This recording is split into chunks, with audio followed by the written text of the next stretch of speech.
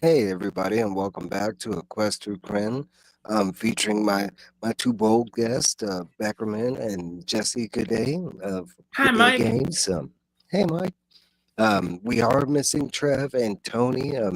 This was some of it was kind of scheduled, some of it not scheduled. Trev's kind of going through something, and as well as Tony, but Tony was the scheduled part of it. But they will be back. That's why I left them in the intro. Now I'm playing. Um, so we are on Dragons of Spring Dawning. We are continuing through. We made it to book. We finished book one in our first part of this recent episode. Before we get started, I can't talk. We're gonna read the one commenter that we got that has been steady along with the our show, which I absolutely love. Um, Fair warning, this is a long comment. We might kind of skim through it or whatever, but we're gonna go ahead and read it. Jesse, I'll leave the floor to you. Yeah, what's up, Mike and Mike, everybody? Yeah. All right.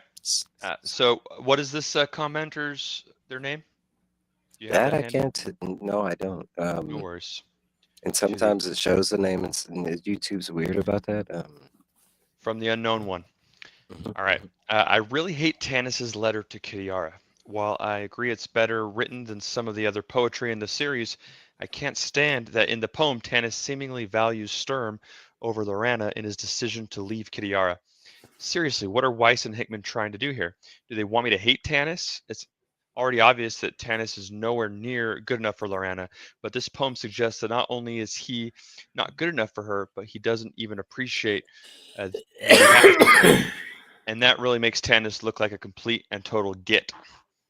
Uh, and so he goes on as well about how Tanis kind of props up Sturm, but throughout the stories, he kind of downplays his affection and friendship for him. He's always bothered by him, and Sturm's just he's so good and true that he's just always upset. But at the end of it all, they're kind of sugarcoating that Sturm really was like a true and just a hero and a badass.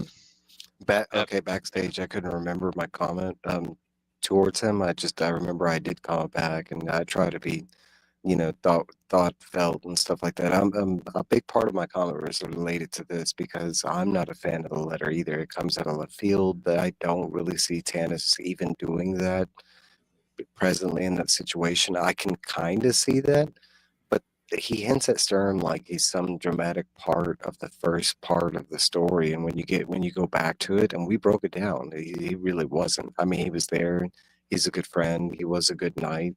But as far as like the way, like, I mean, he's mentioned before Flint and Tass. I'm like, no, that's not really Tanis. I mean, that's somebody that didn't really get Tanis. Because if you bring up from my perspective, if you bring up all those list of people, Tass and Flint should be among the two, if you're not even talking about Lorana first. Like Sturm would kind of be like fourth, fifth, I think even beyond Caramon and Race.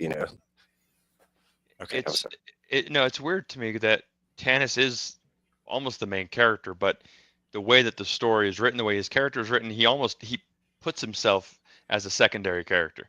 He's not like yes. you don't have that huge like you want to root for him, but there's so many stronger characters that just overwhelm him. And then, pardon my French, but shit like this happens. He writes the letter. He's all weird about Kitiara and Sturm, but overall, if you don't read between the lines, it's easy to think that he is the main character, but the other characters have dominant roles in it.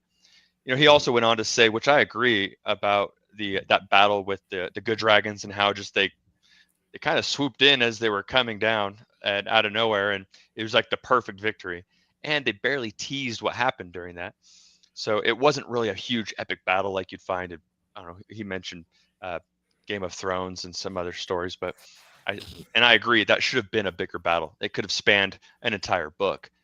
You know, Instead, they I kind of focused on two characters who were barely holding on for dear life. Yeah. yeah, they just got lucky. It totally And could have spanned so much more. So also, the name of this person who's writing to us, I looked it up. It's BWG4608. I humbly petition we call him Wood.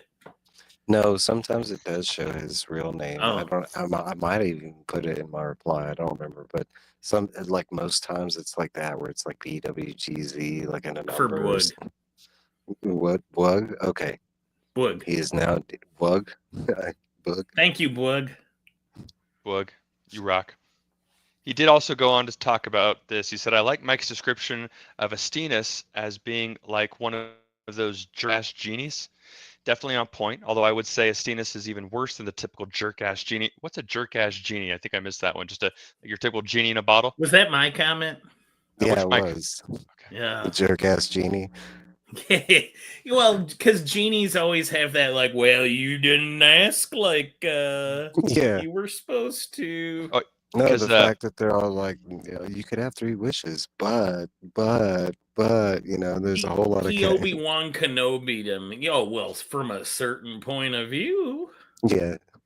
the question she didn't get a response from was it why didn't the good dragons investigate what had happened to their stolen eggs? And that was the question, I believe. I think it was like, she asked us 2 questions, and She was he kind asking about dragon orbs, and he was yeah. protecting Raceland. Yeah, in his comment it says, why didn't the good dragons investigate what had happened to their stolen eggs? And then he follows up with, is a very good question, and gets to my theory as to what Silvara was doing with the dragon orb in the last book. It stands to reason that Takesis would expect the good dragons to try and rescue the stolen eggs, and thus would hide them very well, presumably securing them in some way so even Paladin could not see where they were. And we know that the dragon orbs have scrying, am I saying that right? Scrying powers beyond what even the gods can see, since Fizban had to use the orb to see him in the future, to see into the future. And it sure seems like a remarkable coincidence that after the good dragon eggs have been missing for over 300 years, Silvara certainly finds out where they are and what is happening to them, just a few chapters after she used a dragon orb for some mysterious purpose.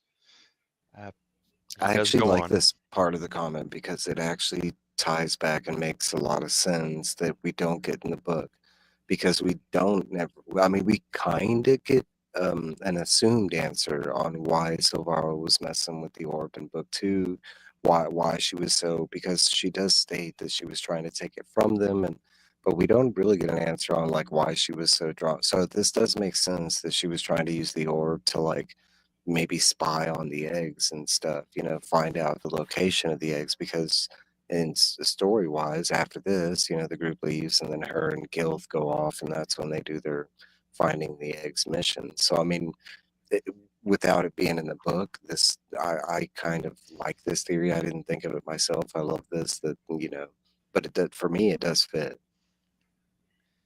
He ends it with pretty much Lorana's generaling, or her leadership abilities and her kind of the whole luck premise of just she happened to just make this epic move, this power play on an army of dragons that were swooping down on a helpless set of foot soldiers.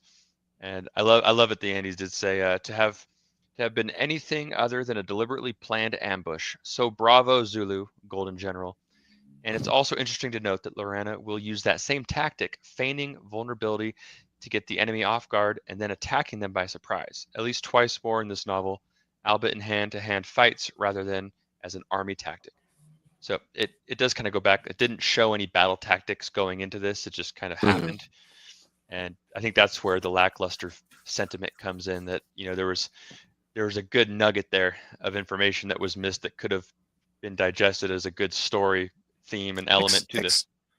Especially when you go back and you contemplate the chapters that we got, there were some stuff that we could have sped past, and they've been known to do that, but there were some stuff we could have had sped past, and this could have been lengthened, which I would have enjoyed, like, to see more of, like, Lorana in the general position to, like, because supposedly at that time she had won like 6 or 7 battles that we passed over. Granted, they didn't have dragons in them, but they were full-on battles, you know what I'm saying? Like, is still something that we just kind of like zoop. Hey, we did these, we won. I don't know. No, but I think that could have been expanded and some other, but it's hard for me to say what could have been lost. I don't know. Well, we I don't definitely know. came to love Tass and Flint more, and even Lorana, than I think, and that just further set Tanis back on the totem pole. This whole entry to this book. Yeah, he kind of and we can get into it in this book because he really shines in this one as being, Mhm. you know, kind of the weight of the group, that's dragging everything down. Based on decisions he made earlier.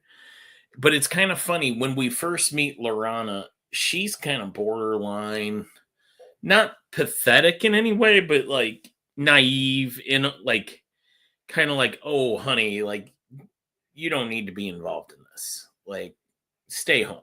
Stay out of everybody's way. You don't need to go running around chasing ex-boyfriends.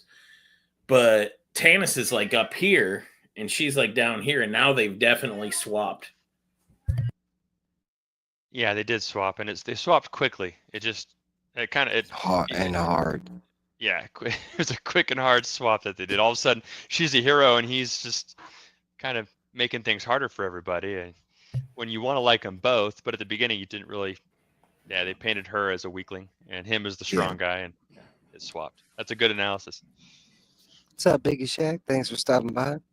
Yeah, it was a heck of a switch, and she doesn't, she probably, I mean, if you look at the trilogy as a whole, I mean, it's kind of the Lorana story. Like it is, and it's kind of this amazing. brings us perfectly to the first chapter of book 2. Spring dawning, Spring the dawning, festival, yeah.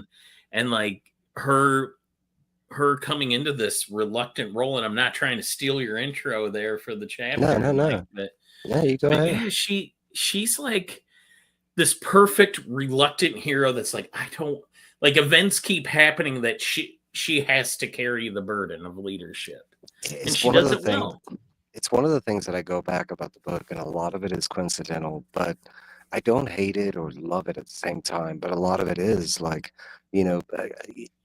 from the moment we get these characters, it's been one event after another, and they're just pushed in this direction. And most of the time, it's not even choice. It's hard for me to like come up with questions and stuff because there's not a lot of like, ambient choice that goes into this. It's a lot of like outside influence that this is why they're going this way, and it's not even one direction, two directions, or a three direction thing. Like by the time we get here, there's multiple people pulling this There's like 8 and separate story branches going, and just a series of but thens.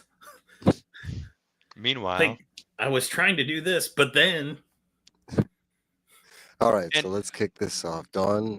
Dragons of Spring Dawning, Book 2, Chapter 1, Spring Dawning in Calaman, and you're going to hear this name a bunch tonight. The annual Spring Dawning Festival is being held, but they're also celebrating the victories of the Golden General against the Dragon Army. Lorana, quotation marks, the Golden General, marches into Calaman, leading the Knights of Salomnia behind her.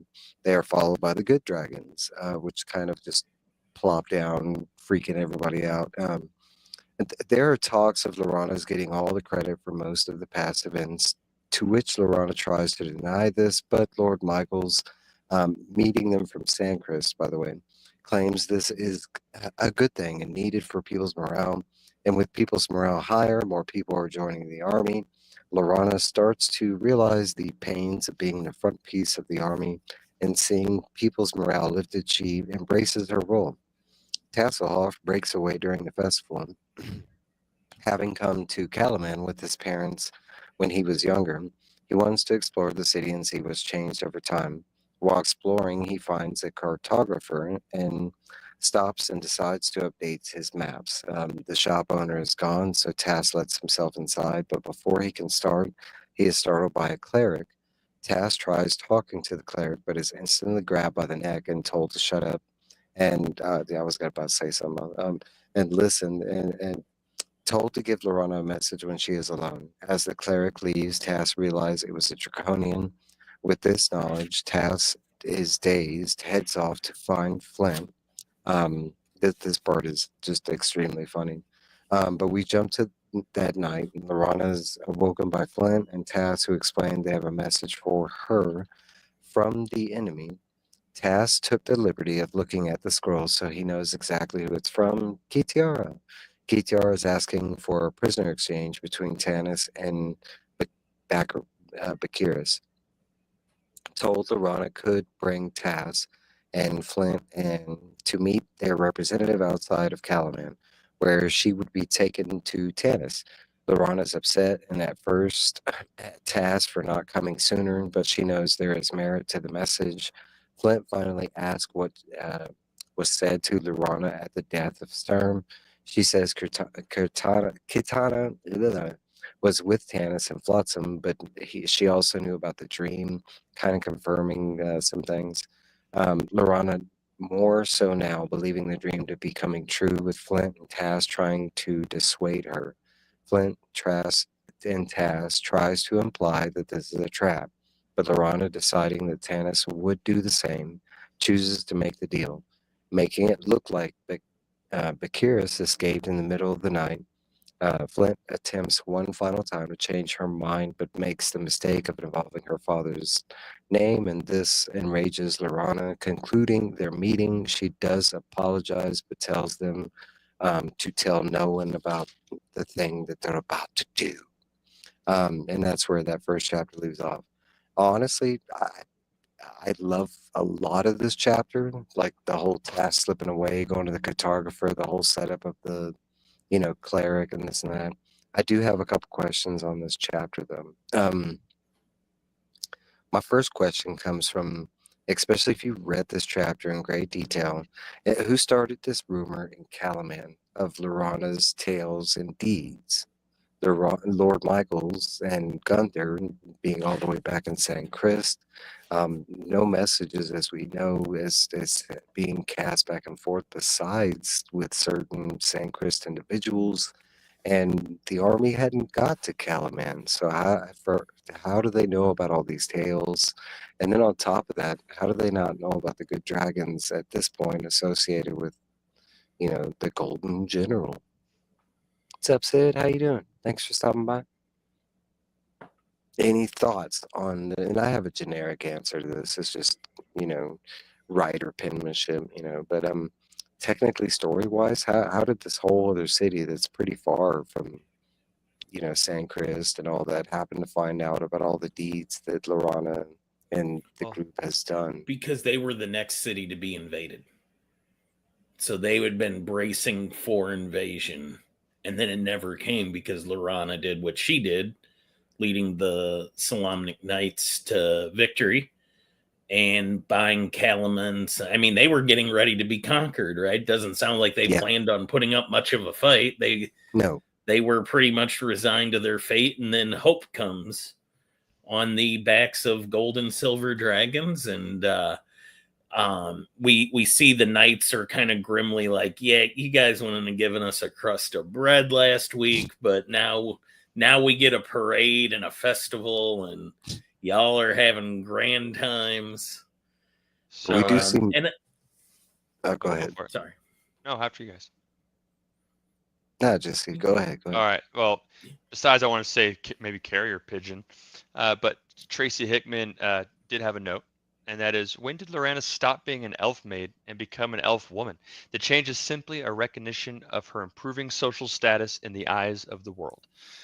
That's kind of a predicate to your question, but yeah, word spread like wildfire. I don't know who, but it's kind of a culmination of just the events, I'm sure. I mean, it was the first sky battle they've had all war, so I think word would travel.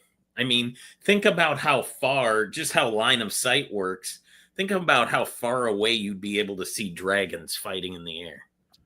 This is true, which paints a picture on something else that's floating around that no one's seen up until, a couple chapters later, but we'll get there too. Well, I do have an opening note on this chapter, if I could read it. Yeah, go ahead. And it mentions as much. It says, Calaman is on the northern coast of Solamnia, between Palanthas and Nordmar. It is where the Dark Queen's flying citadels were first seen. Its recapture by the Golden General marked the beginning of the end of the dragon armies, or so people said. So they've already been captured. Now they've been restored to Solamnia territory.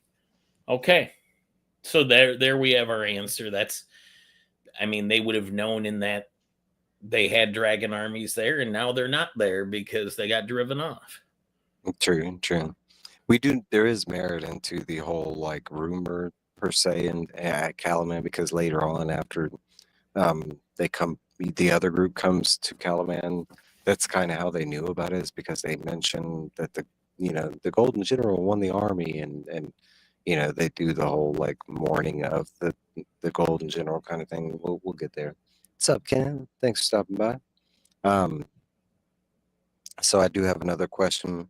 With Lorana seeing what she meant to the people, how could she even consider it? I mean, how could she not consider the consequences if it was a trap and she was caught, kind of thing? And we do see, the outcome of being caught, kind of thing. But in the beginning, it's not even a forethought. It's specifically just Tanis and all this, and none of the figurehead that she is goes into that at all. It's basically just Tanis. Well, she's a freshly she's a new elf woman. She just came out of elf maiden ship, so to speak, or elf girl. So she's gonna make some mistakes and not see the big picture.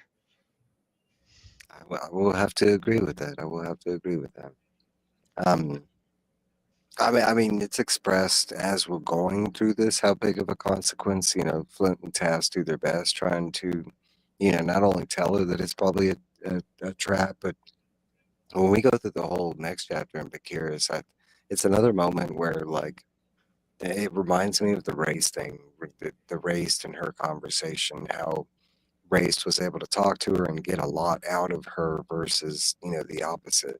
When we have this Bekiris conversation, when she goes and gets him out of jail, I want to assume, or it's a lot of the same thing, where Bekiris gets a lot more out of her than she does out of him, kind of thing.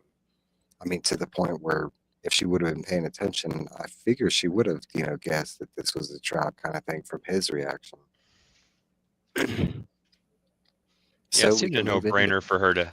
It seemed like she made the obviously wrong decision by going to do the prisoner swap. Story-wise, book-wise, from the reader's standpoint, she made the right decision. Go after the group. That's what I want. But I mean, as we go further in the book, and we do see, like, I mean, because the world is still, running as we're following these characters, we do see a lot of the consequences from this just one general action kind of thing. All right, so chapter 2, cleverly named The Penalty of Failure. Dragon Lord Ariakas lands at the the Dargard Mountains, and heads into Dargard Keep, a rose-colored castle that now more resembles a withered rose. Lord Ariakas marches inside and frightens most of the army inside, which they are draconian, but due to his sudden, surprise visit kind of thing. He is granted by Galabanus. I didn't even want to write this name. Yeah. I think we could just call him Gabby the Boy Toy. Right, Gabby the Boy Toy. So we're greeted by Galabanus, who tries to delay the Lord, but is killed instantly with a single blow. And I'll give you a hint on it. I mean, he's just basically. Was he killed? Well, okay, so technically we don't know, but I'll give you some of the description from him being hit, because that's all it was him being hit, like kind of gently in the cheek or whatever. But he launches 10 yards. 10 yards, like, and like they describe him. We heard bones breaking, but we don't know if he's dead. And they described him embedded into the wall, like. It's not good, but hey, Mike, I've been stuck in a wall before. All right. I survived. Well, I'll keep up the faith. I did write his name down, so I'm praying that he turns out to be something more than just this one moment character. He had some good moments, I'm pretty sure him and KTR were having fun, Yeah. Hey, maybe Mike, we should have called him Pool Boy. Gabby the Pool Boy. Oh, the pool boy. Before we get too far ahead, I got to give you one last tidbit on Lorana from the authors of the last chapter. I Go got it. ahead. This is this scene. This is the end where she was, making this decision with Flint and Tass. This scene precipitated the first disagreement between Tracy and I while writing these books. The plot had been designed from the beginning to have Lorana give up her generalship to go chasing after Tanis. By the time we came to write this part, I did not believe that Lorana, as I knew her, would give up her generalship. In effect, leave her troops in the lurch to go save her fickle lover. Tracy, the romantic, maintained that love conquers all and that she would. Because she had to do this in order for the plot to work, I gave in, but it was difficult writing the scene and providing her with a convincing motivation that didn't make her sound like a lovesick ninny. By the way, Tracy has since come to agree with me. And then, and I think she's right, because it is a bad plot device. Lorana's not that stupid. I would hope not. I don't think so either, but okay, I love this note. I'm glad you read it because as I went through this, I can agree to both stances. Like, I believe it's dumb. That's why I brought up the question. But at the same time, I myself am a romantic and I've done some crazy stuff for love. Um, so I can get behind both, and ultimately in these kind of stories that some things are supposed to resonate way higher than other things, and love is supposed to conquer all. It's like a message that we get throughout the book about, like, and we're going to get it pretty soon. Not verbatim from me, but it is something that's said to um, Tanis in the future about how, evil kind of defeats itself and love kind of like generates, um, more life kind of thing. Hey, Carmen, thanks for stopping by. So, Which well, brings go us ahead. to the next conversation, which every friendship should really have this conversation at some point. Mike, if I'm ever dying in the clutches of evil people, do not abandon your dragon army to come get me, okay? Damn. Like, don't give up your position. Just keep going. Okay? And from person to person, I mean, because put in that situation from me to you, I'd have to come for you, buddy. Like, I'd No, leave my no, army. just leave me there. No, These are my wishes. now we're talking, some other people. I mean, I might have a different, I don't know. well, let's hear Do Um, not Tracy's abandon your dragon army. let's hear Ever. Tracy's rebuttal real quick, and then you lovebirds can get on with it. Yes, Lorana is acting as a lovesick ninny here. Indeed, I do agree with Margaret now. As I look back, my initial understanding of the character and her motivations were centered around rather adolescent images rather than mature ones. In the book as it stands, Lorana's motivations are questionable and irrational. While I maintain an incurable romantic, I believe that Lorana's choice here makes her more of a victim than a leader, and women shouldn't be victims. Love may conquer a good many things, but abusive relationships are not among them. Tracy kind of hits the nail on the head there. yeah, he does. Because it's one of the things that I frown about the whole, it's one of the stains that I believe the series has. It's not a bad thing in my eye, but it's not one of the things that I liked reading as we were traveling. Because I want a centralized hero to, eventually get with the centralized female, especially if the book sets that up. And before we got done with the first book, it was already this weird love triangle, like, um, I, another thing that I just think about constantly is her character started, with love kind of thing, the love for Tanis, and yes, immature stuff like that. And maybe she didn't do the right actions, which I think she did. But still kind of started in the love thing. So it's not too far out of character kind of thing. Well, I think it's pretty glaring that even for the writer that pitched the idea and fought for the idea is now saying, "Yeah, this didn't age well. Like, I'm no longer on board with my own decision."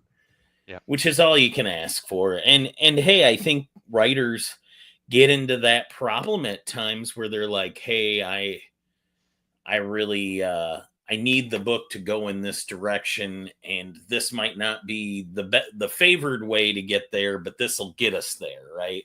I feel Mhm. like this whole, honestly, all of book 2 is just setting up for book 3, which is probably what it's supposed to do. But we're kind of getting there in an unsatisfactory way for the reader. Yes. Some of the action, I completely agree. It's like having to drive through Nebraska to get to Colorado. Nobody wants to do it. Instead of just flying. No. I mean, but I want to, certain times you can write yourself into corners, and sometimes as you're writing, you only have a couple avenues that you think you can go down. I generally like that this was a team writing this, because I felt like if this would have been one or the other writing it solo, they might have, we might have had a whole different type of story just due to them getting stuck in a scenario and not having somebody to bounce ideas off of, because some of the stuff, I want to admit that the way book 1, 2, and 3 felt, like they had a generalized idea for book 1, but then we got to book 2 and it kind of switched gears to something else, maybe not originally planned. I'm not going to say that that's like my 100% guess on how it was written, but that's the way it feels to me. It's like no longer feels like we're writing, and I'm sorry I just stepped on you there, Mike. You're good. It no longer feels like we're writing for a game module. This it feels like we're definitely into abstract, like fantasy novel. This series has now become a novel. Like the first book, you can literally picture the module as you're going from battle to battle. Yes, and from the hobgoblins to the. And the second book, there were like, I want to say like half that book still felt like a module to me, where like the other half kind of felt like a novel. This one, it completely feels like a novel, like especially the way the battle scenes are written. It's a lot different compared to the first book. The first book was like I could actually like pull out my hexagonal map and set some miniatures on it, and I could like play out how it was done. This one is more exploratory with the words. It's more, and that's the way a novel should be. You should still have an idea of what's going on, but it's not exactly mapped out per se like a movie or a board game. But I will say that the first book felt like a module. And maybe this could have just been, somebody at game night was like, you know what, I actually picked up a shift at work, so my character turns themselves into the dragon army. Peace out. Could have been, who knows? All right, so let's move along. Killed instantly with a single blow. That's what we learn. The dragon army's military achievements can be linked back to Lord Ariakas. As he climbs the stairs to Kitiar's room, he thinks about the recent losses. Paxtarchus, elves working with humans. Sylvester is basically free. Salamnia is free. We learn a little more about Ariakas at 40 years old. His father was a high lord, and due to his father murdering his mother at the age of 2, he gets his revenge and kills his father at the age of 19. Tychis is not mad about this, and she gives Ariakas his father's position, Dragon High Lord. Passing the test at the Towers of High Sorcery, Ariakas is a black-robed magic user, but doesn't wear his robes. Ariakas' true passion is war. He makes it to Kit's room and magically blasts the door open. He is enraged at her failures, and penalty for her failures is death. He yanks her out of bed and is about to take her head off, but bone-cold fingers grasp his sword hand and asks that he listen to Kitiara's explanation. Kitiara commands Ariakas' hand freed, and as soon as he does, he turns around and sees a man wearing old Salamnian armor of the Rose, wearing no helmet and having no sword, and looks to be see-through transparent. It is a death knight. Ariakas asks if he serves Kit and she says that they serve each other, but he comes and goes as he pleases. Says it is his castle, and Ariakas knows who this is. It is Lord Soth, Death Knight, Knight of the Black Rose, set to lead an army of undead, also followed by a dark elf maidens who are tied to his curse. Kitiar explains Bakira's mistakes are his own, explaining she is about to win the war. Ariakas laughs, but Kitiara shines light on his own faults due to the reveal of the eggs. Basically, him, you know, the good side finding out about the eggs and stuff. But Kitiara explains that it is all part of the plan. Once the Golden General is captured, the good side would suffer. Explains her plan will work due to love. Ariakas asks what she will do with Luriana. Basically, he wants Luriana. And Kid explains Takaisis wants her. They hear the Dark Maiden's call / song and explains it happens nightly, and Ariakas is horrified. The maidens have to sing his story to Lord Soth nightly, and he's forced to listen to it. Kit tells him the story, translated from the Elven. Once a noble knight, he falls in love with an Elven priestess, but he is married. Instantly, he forgets his oath to the knights and his marriage, convinces the elf priestess to Dargard, keep, and marries her. His first wife mysteriously vanishes. They love for a long time, but eventually his evil deeds are revealed. His wife goes to Michigal, and he is given redemption through sacrifice. He is supposed to prevent the cataclysm. On his journey, he is told that by elfin women that his wife has cheated on him. He stops and heads back, accusing his wife of her cheaterism. The cataclysm happens, and his wife curses him. We hear her curse, and that's basically where this leaves off. And this was really chapter 2 and like a sub chapter, and it's basically all about Lord Soth, his origin story. No joke, Vicky, bone chilling. This part was dope, and this is Tony's like favorite character, Lord Soth, and he did not disappoint. But I can say I was like really surprised that this was Tony's character, especially because he was like mentioning about Sturm, and I thought he was going to be like a knight of some sort, but alive for one, and a good guy, not a bad guy. And this is his favorite character because of his appearances in other things. I gather that he's still cool in this book. No disregard to Lord Soth. I'm not saying that. He has some very cool moments, like we just feature. I mean, he walks up to Ariakas. Ariakas is supposed to be like second coolest bad guy in the book, and he just grabs him and he's like, "Hey, you can't kill her." Lord Soth is the Boba Fett of Dragonlance. Yeah, he's very overpowered, and I think there's only one for good reason.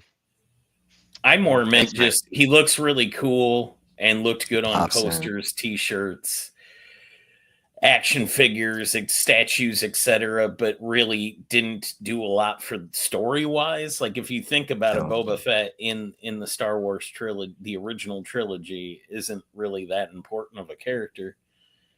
His background and all that is. Well, you'll like this one then. And I want to say Lord Soth is kind of the same thing, because his cool stuff is all his background stuff. Yes, his appearance is cool. Yes, his undead ability is really cool on posters, Mike. I've seen, I featured him in the intro. He looks cool. Especially his orange blazing eyes. I love Boba Fett, my favorite character, man. Get in, get out the Boba hate. No, okay, I don't have any questions set up for this chapter, but honestly, it's because I generally love this chapter.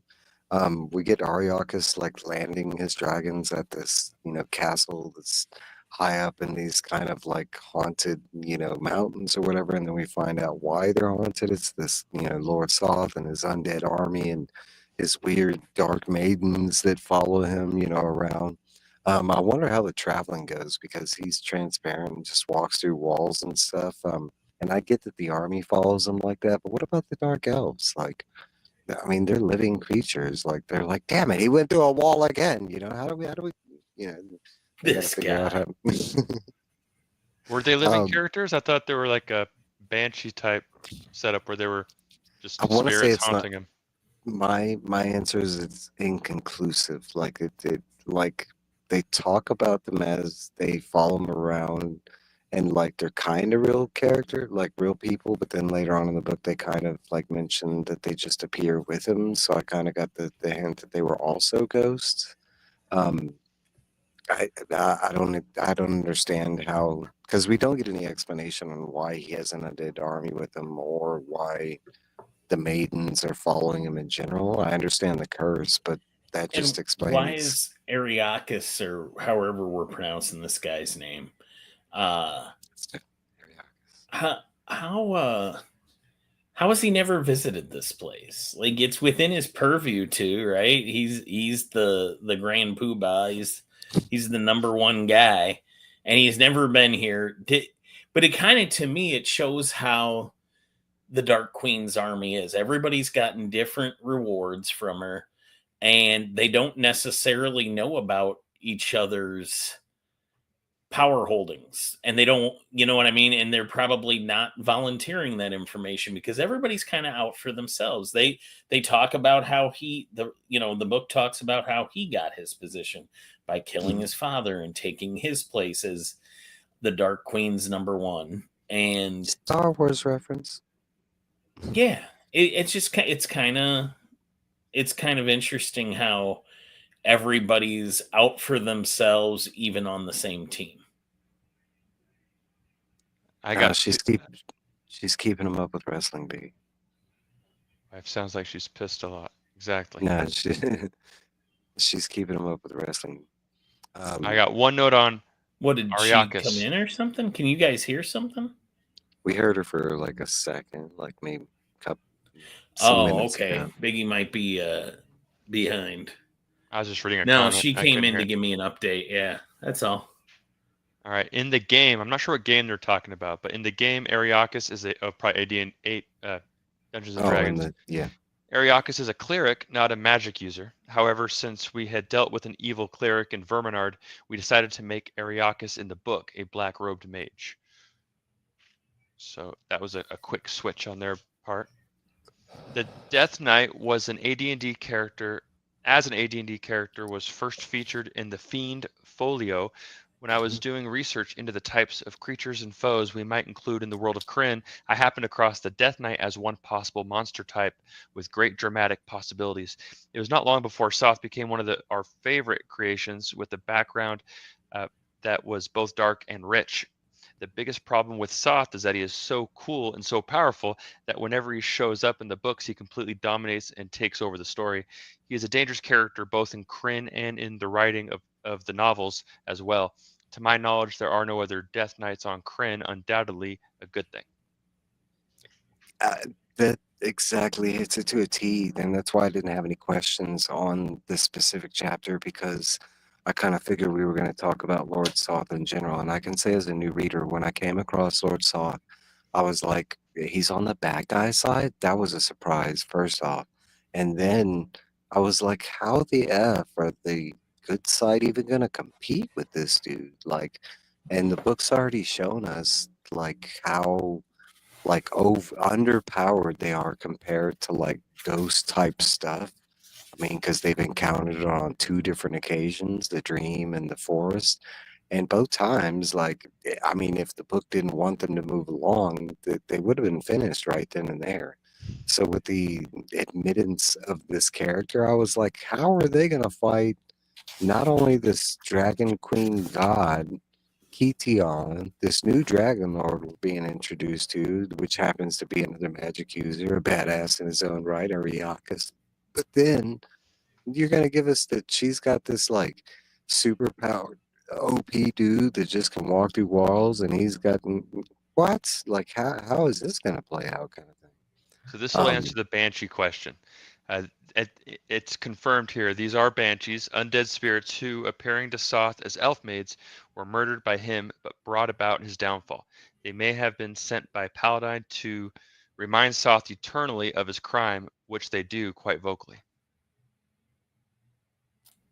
I like that. And I mean, because they don't explain all that, and it's not something you question when you read them, but the whole undead army and the whole elf maidens, that when you go into his backstory, none of that's said. It's just explained that he does run into some elf maidens, and they kind of lie to him and tell him that his elf lady is cheating on him, which she's not. But um, his whole story is just like the bad, which I mean, it paints easily why he would be cursed. So as a new reader, it just made sense. I was like, yeah.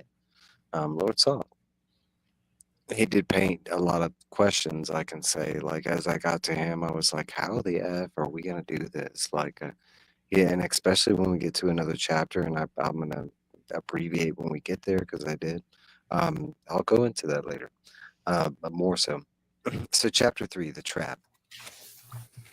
Bakirus is awakened by Lorana. Flint and Tass orders him to put on a cloak for a prisoner exchange between Kitiara. Bakirus knows something is amiss. Flint slips the exchange is for Tanis. Bakirus is confused due to Kitiara leaving Tanis and Flotsam. They move through Kalman and heading to the meeting spot. They meet the Draconian Gakan. They are searched for weapons, only fighting Flint's axe. They move to another spot nearby um, where mounts are waiting. Wyverns, smaller and lighter than dragons, that feature a scorpion like stinger on its tail, said to be more aggressive than dragons. Tanis is not present, and Gakan says he is sicker, and now they must go to the Dargard Keep. Bakaris inputs that if they don't go, one would be killed, Tass or Flint. Bakirus orders Gakan to wait at Calamon to see its reactions if, to its missing general. Guessing Bakirus wanted revenge, but it does. Gakan, he guesses that Bakirus is, he's like, oh, this guy just wants revenge, but he goes along with it anyways.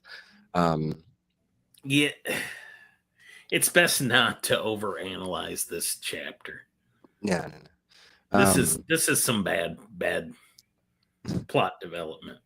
It is, and it kind of comes out of like, we'll get to it. Hold on. Yeah, this guy goes from "please don't kill me" to Yeah. real fast, like on a dime. Like, oh, I kind of like this that. is just bad. Okay, so I'm trying to figure out. Guessing Bakirus wanted revenge, but does as he commands. Lorana asks if Bakirus knows if Tanis is at Dargard Keep, but being prisoner, he wasn't privy to that information, but tells Lorana he doubts Tanis was injured due to all the sex him and Kit were having. Lorana knows this is a trap, but goes wanting to own up to her failure. Tries to send away Tass and Flint, but they join. They mount the Ravens, then they fly off. During flight, Flint thinks Bakirus is acting on his own and also has a dizzy spell. They land in a clearing in a forest about a mile from Dargard Keep. Using Flint and Tanis as hostages, Lorana has to play nice with Bakirus. Lorana has a moment overpowering Bakirus, but Bakirus recaptures Lorana and knocks out Flint, saying they're heading to a nearby cave. But as they walk away, Tass stabs him in the back, and releasing Lorana, Lorana tackles Bakirus and he falls on the knife, dying. They run to help Flint, loosely worried about the Wyverns, and something comes in from the woods at them. Armor from the Knights of Salamnia with an orange glow. The knight grabs Lorana. She faints. He lets go. Tass and Flint watch and are told to go back to Calaman. The knight takes Lorana away, and Tass and Flint decide they can't fight that night and head back to Calaman. Rubbing his right arm, deems to tell Tanis he is sorry for not protecting Lorana. And that's where this chapter leaves off. And I will 100% agree this was like the weirdest put together chapter of like everything they've done. And it kind of plays out exactly like it's hinted at the previous before chapter with the trap and everything. And I will admit I like the whole like Bakirus, like, aha, I gotcha, like he went from, oh man, I'm about to die, like this is gonna end so bad, to all of a sudden like, I got these fools. Yeah, you can go over there. I'm gonna take this girl into this cave. Nah, I don't really have any questions related to this, but I I will have say nothing to say about this chapter. there was just weird directions. Like how did Lord Soft know that they were out there? These are supposed to be silent, like creatures that flew in a mile away from the castle. Unless he was just like casually strolling the mountainside next to this castle that's supposed to look like more, Mordor from Lords of the Rings. Why? How did he know where they I were? have the answer. I don't know if everybody will like it, but it's 2 words: lazy writing. That's like okay. So another thing I'd like to highlight is Kakan. I do like his character's name; sounds cool and everything. But like, we go over this thing like where Kitiara is supposed to be feared and revered, and like she's known to kill at the drop of the dime. And then we get the situation where Bakirus is like, "Yeah, Kakan, go find out the city's reactions." And he's telling himself like, man, am I getting catfished here? Like, well, I guess I'm gonna go along with Bakir's revenge. Like, Kitara is not gonna be that mad at me. Like, you pretty much signed your whole death sentence, and the chapter previously was called "The Penalty of Failure." It's set up in the dark side that they kill if you fail. Was this cave surrounding Lord Soth's castle or a different castle? I don't even know. It's because when It's they first, nearby. Because if yeah, it's when near they his, I'm first. just going to say he's omnipresent and in his own realm, maybe, but outside of his realm, he can't just automatically teleport or travel to certain places. I don't even know how he travels. Aside, I don't recall him just disappearing and reappearing. Kind of just, well, I mean, he exits and enters in the story when he pleases, but technically, he just kind of like he's just there. So I assume he's teleporting on some kind of level, or he's transparent and he can turn himself parent when he wants to. Yeah. Well, I don't think this And is the first time this chapter got flack. It did say here, I think people get the wrong idea about this fainting technique that Lorana did. The objective is not to lose consciousness, but rather to allow yourself to go completely limp. A person standing with the muscles tense is relatively easy to move about compared to 100+ pounds of limp noodle. The technique is to make yourself as cumbersome as possible to your opponent, force him to make a mistake, and then take instant advantage of it, as Lorana demonstrates so forcefully here. Yeah. Don't do this in real life, people. don't play possum. And um, I actually like this. Once we get to this part, exactly where she does the fading thing, that didn't bother me, and it didn't like throw me for a loop. What threw me for a loop is she didn't have like anything thought out past that besides like striking him, which I find it odd that he didn't go down in the one hit. He's already maimed. He's only one armed. Like he was already like deprived of food for a couple days, so he's not at the greatest nutrition level, kind of. And like she does this whole thing, catches him off guard, like sucker punches him in the face, and he just manages to get right back up. I was like, what were you gonna do after that? Were you gonna grab him? Were you gonna like, um? That's my only complaint with this part is like she just didn't have any follow through, like setup after the whole feint thing. And I understand the feint thing was, all of a sudden, but there should be like a move that comes after that, unless she was literally just doing the possum thing, like where she was just literally gonna like lay on the ground and pretend to like pass out. I don't know. But I do like because it's like a whole action scene because this happens. He grabs Arana like after this thing happens, and then like kind of pushes off Flint, and it's not clear whether he knocks him out. I just kind of wrote that because it's more so like Flint's already hurting at this point. So I want to believe like he got pushed down and had a dizzy spell related to like his oncoming and he just kind of went to sleep. But like I love the whole like he should have checked my pouches thing, like and the whole like, and I like to call back to the first book with Caramon. Caramon said I was never going to use this dagger. And, I couldn't even like skin a fish with it, and he ended up saying, not only stabbing that dude with it because he was pretty much done after he got stabbed, even though he did, he gets tackled by Laurent and it kind of forces it in further. But right there, he's already like frozen, like wherever Taz stabbed him, he stabbed him good. And I want to have to imagine it was like the spine or something. Like, yeah. It's a rabbit slayer is the name of the knife. It's pretty cool. And I did Carmen like said it. that exactly. Yeah, a few earlier on, it would only be useful for killing rabbits. I did like the Not callback. there. There's a lot of callbacks I do like to the first and second book, and I generally like when the books do that.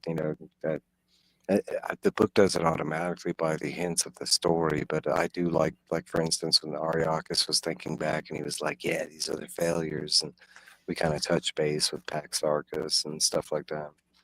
Um, all right, so if anything else, I'll move on. Chapter 4, A Peaceful Interlude. We jump to Tanis's group, which currently is Tanis, Riverwind, Goldmoon, and Barum. Technically, Caramon and Tika are in this group too, but they're separated at the moment. Because to catch the readers up, we just went through the maelstrom, and they're kind of just waking up after. Well, you could say that. Let's just say that they're kind of just waking up, but some of them have been up kind of Under the sea. right Under the sea. So we jump to Tanis's group. Tanis is asking Barum why he sailed into the maelstrom. Tanis is pretty angry, so Riverwind tries to reminding Tanis that Barum is mute, to which Barum responds that he's not mute. They ask why the lies, and Barum responds with people don't ask me people questions. They start asking questions, and Barum responds out of immense fear, only stating he can't stay there and he needs to leave. Um, they ask why the Dark Queen wants him, and he states he doesn't know, but she has been chasing him for 322 years, give or take a year there. Barum is So for a 320. while. Mm-hmm. The group states this is impossible for a human, which Baron replies he has died many times, and they witnessed this back at PAX with the stones crushing Baron. He doesn't understand how the resurrection happens, but he is reborn after death. They ask how the green gemstone got stuck in his chest, and he says he doesn't remember. The gem cannot be removed. Tan is getting more frustrated due to no answers and not knowing where they were. He reflects on the final moments of them falling into the maelstrom, the ship breaking, them hitting the water, claw marks from the dragon attack, overwhelmed by the sea, blackness, then inside the chamber they're in now. Tanis presses Barum. Seems drawn to something, but still no answers. Tanis switches gears and asks Barum where he is from. Naraka. None of them have ever heard of this place. They are interrupted by a red-robed elderly man who says hello. Tanis asks where they are, and the man shows signs of yes and walks away. Tanis tries going for him. He grabs him, but Riverwind reminds them reminds Tanis that he is a magic user. Now, with the idea to follow him, they struggle to follow the man, but do and think they have cut him off. They break up, Tanis hitting a left, finding a room housing a large map. It's actually encased in a dome. Tanis explains the map is. He examines the map, hoping to find an exit.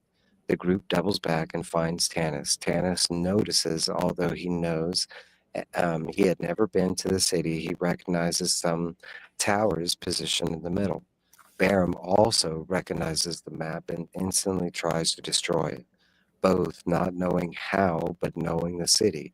In confirmation, Turnus turns around, and above the door is the name of the city, the fallen city of Istar. And that's where this chapter leaves off.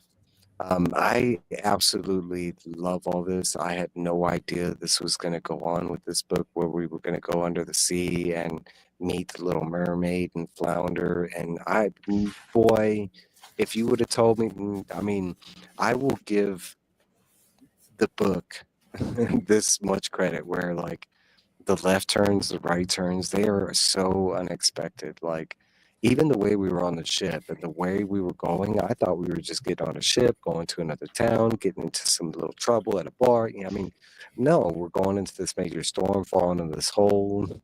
Yeah, go ahead, Mike. I have a question, and this I do have. this probably isn't in your notes, Goodday, but I would like to know, in Dragonlance, all sea elves are dolphins, but are all dolphins sea elves? And actually, good.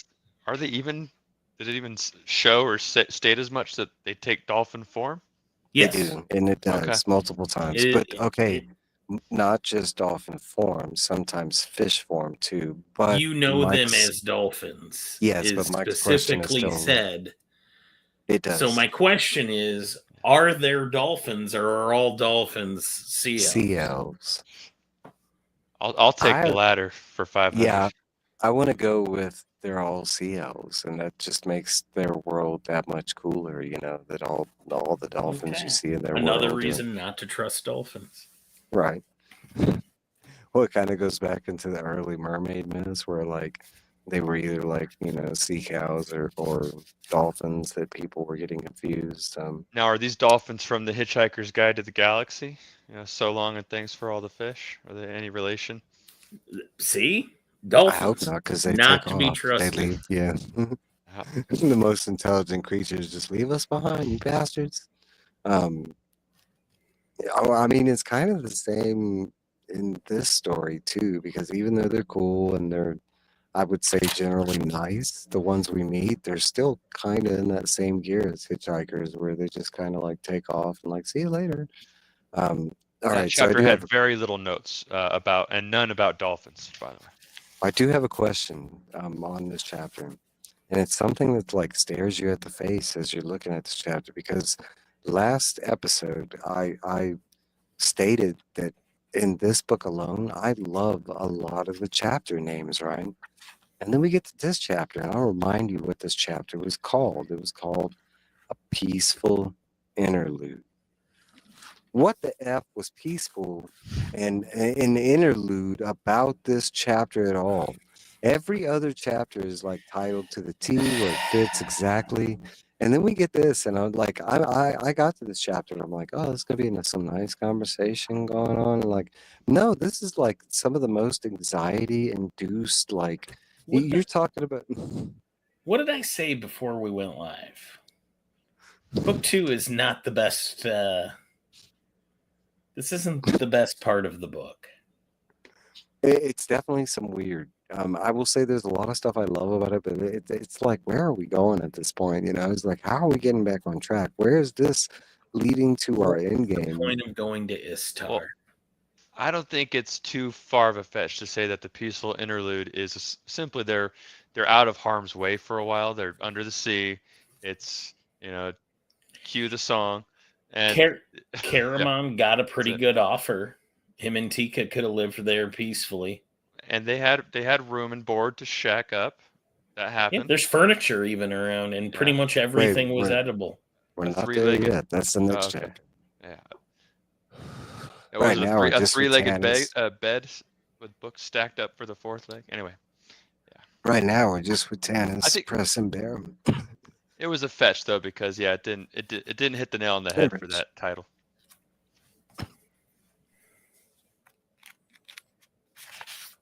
I'm gonna say I still love this. I love that we're going under the sea. It's not something I thought we were gonna do.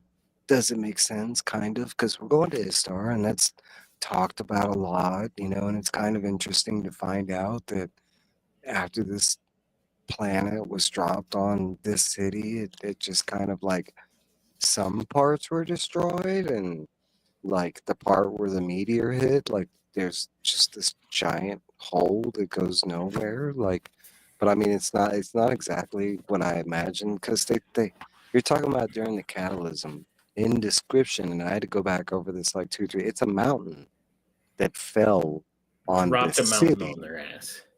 Now, which way did the mountain go? Did it go point down? Yes. That I don't know, but that is described in another book. Yes. And it said it landed like directly like where the towers were. And I mean, later on, we do get a description that in the middle of those towers, the one that hit, that's where the hole is. But like, how were the other? I mean, I'd like to see this play out because there had to be some magic use that protected some of this and that, and You would think. because the way this whole city is set up, and it reminds me of like right before we got to Pax Arcus, and I'm drawing a blank at the little underground, city where we met the first dragon in the series. But like, it kind of reminds me of that, of like this ancient ruined city that is somehow like preserved underground, thought to be gone or whatever. But like, this is like remarkably kind of crazy because the mountain fell on the city. So how did any of it? We've seen parts of this world way more devastated by the cataclysm, and they weren't at ground zero. This was ground zero, and Yeah. it's seemingly intact and in its own little bubble of protection, offering sanctuary to people that find it, right? That want to leave the. There's one character in these two chapters that Look I at really that. dislike. Yeah, because let me move ahead. And I think you know why. I do. Like, I don't like this part of the book. It's okay. So you're reading the book and you're like, all right, we're going to this underground city, and like, I didn't even, okay, you're starting to envision what's going to go down. And like, I did not imagine there would be like people down here, but let alone like conversations. And then the conversation that we would get, it reminds me a lot of the modern day Clash of the Titans. Like, I'm a hero, but I don't want to be a hero. I don't like daddy's gifts. Like, and that's kind of the motif that it, Well, and I've got real problems at this point. As you're reading, it's like, what's happened to our gal Lorana? Oh, evil cads have her. They could be doing terrible, unspeakable things to our gal. And this is what here's some weird dolphins and a bubble city. I could say that happens a bunch in this book, and it kind of works sometimes, but there's a lot of times where you're in the moment, and then we go to the next chapter, and it's like, back to Tannis's group, and it's like, what no, go back to that. What? Meanwhile, under the ocean. Yeah, exactly. Okay, so chapter 5. I killed him once, and I actually did like this chapter. In a flashback / dream, we are with Caramon and raced at race trials in the towers of high sorcery. Caramon is given Parsalian, head of the tower, some pieces of his mind, claiming he is killing Raceland, that the tower is killing Raceland. Parsalian simply stating that that's not what the trials were for. Parsalian explains that the magic users are aware of the consequences for failing the trials, states that not all users need to take the trials, but a few who want to be more than just a general magic user, they need to be tested and sure to protect the world. Uses a sword analogy for this, basically explaining like you wouldn't go to war without a sword, you wouldn't use a sword if you knew how to use it, what would be the outcome of that kind of thing. Caramon stresses worry for his brother, but is told Raceland has performed perfectly during trials. Parsalian wonders if a greater power has helped Race during these trials. Caramon still believing Race to be in danger. So Parsalian shows him a vision of Caramon saving an injured Race. A wraith appears, and suddenly Caramon kills the wraith using magic.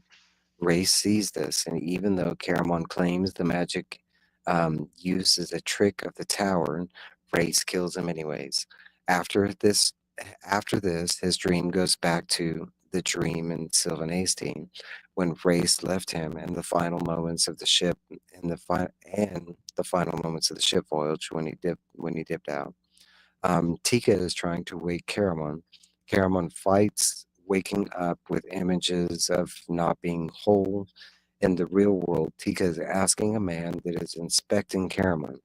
We find out his name is Zebula. He explains that the sea elves saved them and there is nothing wrong with Caramon besides emotional pain. Zebula is a red robe user, and his appearance probably made Caramon faint in relation to Race. Tika, a little more calmed down, takes in the room they have been in. They have been in. Everything is slightly damp, mostly covered in moss. Zebula tells her they were saved by the sea elves and brought here. Air breathers cannot normally see the sea elves due to them taking shapes as fish and dolphins. Tika asks if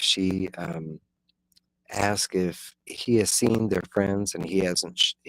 He wasn't sure. Like she asked if he knew the way out, and he simply replies, "There must be." Told to stay in the part of the ruins arranged, but only due to danger. Zebula tries to leave with Tika, trying to stop his goings, but Caramon awakes. Tika informs Caramon of the past days. Tika plays with the idea of them staying there, which Caramon says they can't. He states as she loves Caramon. I do have two questions related to this. I generally love this, but it's kind of like just a catch up thing. You know, it's like by this point we kind of already know the brothers thing, but I did love the whole like the more broad and generalized what happened of the high tower sorcery thing. That whole like, you know, them because we already know that that was like a secondary test. It wasn't even part of the main trials, and they were trying to see if they could break raised out of his like jealousy towards his brother and being the stronger physically kind of thing, which he ends up failing, as we can see in this like played out dream type thing. Um, what I don't like is what Beckerman was getting to is this character Zebula. You talking about like, and that's going to be my questions right here is, at what age do we start talking in riddles? You know, is this like a 60-year-old thing? Is this like a 70-year-old thing? Like, I get it, you know, it's like you paint this picture. We meet Zebula, and eventually we're gonna meet, you know, his girl, and they just want to be down there, left alone. They have a disdain for and I know I'm gonna mispronounce it, but the cockroach. Like I forget what they call the air breathers, you know, which he is an air breather, which the book kind of heavily implies a bunch. The group's like, "You're an air breather, buddy. You're not a seal." Yeah. I prefer to use their word for it. Cricaw! You know. I I didn't mean, write I it down. say it So more like you're a chicken, like cricaw! Yeah, see, much more fun. I'll spell it for the comments there. It's just another like derogatory term. Like we already have so many, and then we find out we go under the sea, and they got these racial derogatory terms. There we go. Creek crack. You know, some like creek. So my question for both of y'all is, and it's a joking one, but what age do we start talking in riddles? You know, like do This we get guy this Zebula sucks. character? He's just, you know what he is? He's gone native. He's taken the side of the dolphins and forsaken his own people. He acts like he runs into humans every day, and he's right? in the middle of talking like, to Tika. I'm fed up. I'm fed up with you. Who hurt you? Yeah. Who hurt you? I mean, he's asking her the questions, and during the conversation, he says that, like, "Oh, I'm getting tired of this conversation. I can already see where it's going. See you later, deuces, bye." You know, and she's like, What? We were having a conversation." Like, yeah, I mean, it's the second time in the book we've done this because we get asked in this, and his character makes like 100%. You know, he's the watcher, right? And he's just watching stuff, recording stuff. So I get his like the genie jerk thing that we got going on with him. But then we meet this whole other character, Zebula, and he's kind of the same thing. They're like, they just want to find a way out. They want to go back to their wars. This guy's like, yeah, there's always wars on the surface. Well, why don't you let them get back to them? Like, you know, like he's like, oh, we just want the solitude. Sucks. We just want the solitude, the CLs. You can't even see them, so don't even think about talking to them. But yet, I'm not going to help you get out of here. We're just going to keep you here, kind of thing. But like, if you want to get a couch, I'll help you look. There's got to be a lot of pressure with that water under the sea. You know, after so much time, it's just this guy sucks. Giving him a headache. He's got the bends. It kind of goes into like another one of my questions, but do we ever get a backstory on who Zebula is in other books or something like that? And, you know, I mean, this dude has to be immensely powerful because he's keeping like pockets of air. Yes, it's explained that there are some natural pockets of air, but that's not just it. Everywhere they go, there's magically lit stuff. He's doing, as far as Yeah, we know, I he's. don't know if that has to do with him though. I don't know either, but it's all I have to go on I don't within want the to give book. him any credit. He Do the sucks. sea elves have magic? I want to assume, but Yeah, the book elf I'm never did, assuming. I mean, they can because become dolphins. okay, but they don't have enough magic when they send the group topside because his magic has to do that. Like Yeah, it's like it's a weird deal. she swims with them, like she can swim like a fish and she can transform, and as far that's about as far as like her magic goes. I know we're What getting do As the far ahead. authors have to say on this part? Good day. yeah, do we Oh get any no, notes no, on? it was tumbleweeds. They're like, nah, I don't even want to touch this section. It's blank. That's a good reaction. That'll tell you when you've done something bad, you don't linger on it. Which I want to jump ahead because you kind of touched on it about when they got escorted out of this area and they just woke up on the island. We'll circle back to that in a minute, but weren't their clothes changed as well? So when Yes, all their outfits are changed, they made like a yes, and false representation of a shipwreck, and they yeah, don't yeah, yeah. remember anything either. And like No, so, and that's hinted at that that's a that's all part of his interesting. magic as well, like Yeah. because they're not aware of that and they don't remember. And I do highlight on that when we get there. Okay. So I do have a legitimate question, but then this goes into like, maybe more advanced D&D knowledge. But this is the all three books, as far as I could research, and I did search finds within the books. Um, n- None of the magic users are ever referred to as wizards. Um, does wizard the term not exist within, or maybe at this time in D&D? Because I know it's a class. Like, man, as I'm reading this, I was like, Mage. it, it's the mage and cleric, and not. I mean, I just kind of noticed that they generally never say wizard. What's that? Apoleta. Oh, the next one. Yeah, yeah. Is that the I one? do like all the pictures that they show, and it's something that I forget to mention during our episodes. But there is a lot of cool art, even in the paperback, versions. To each chapter, you get like a little like black and white art. It's still a little cool. Yeah, but I Yeah. thought that was I didn't know if there was something that maybe they were restricted at the time. I don't know. Um, so I don't chapter know. 6, Apoleta. Tanis and his group are traveling through the city/ruins of Istar and still trying to catch the Red Road magic user. They travel down long stairs, coming to a room that has a landing into water. The Red Road uh, user starts to talk to a woman who is a sea elf. Tanis reflects on his memories through his childhood, related to the sea elves. Um, the Red Robe mentions Tanis' friends while eavesdropping. They're basically eavesdropping, and they hear him mention the description of Caramon and Tika. Um, the Robe and the Sea Elf talk about the new strangers. Apoleta is the name of the Sea Elf. Tanis sneaks up on Zeb and Apoleta. Apoleta disappears at once. Tanis explains the current situation with the Dark Queen, and Apoleta reappears, interested in the convo. Zeb and Apoleta, deeming the sunken city of Istar was safe, but if the sea dragons come back, most of them are known to be evil, then maybe it's not so safe. Zeb agrees to try and find Caramon and Tika with Gold Moon, and Riverwind. Tanis stays and talks more with Apoleta. The story of how Zeb came to live in Istar, basically is a treasure hunter, but was enthralled by Apoleta, falling in love with her. Gold Moon asks about the temple of the king priest, and currently it's just a hole. None go near it.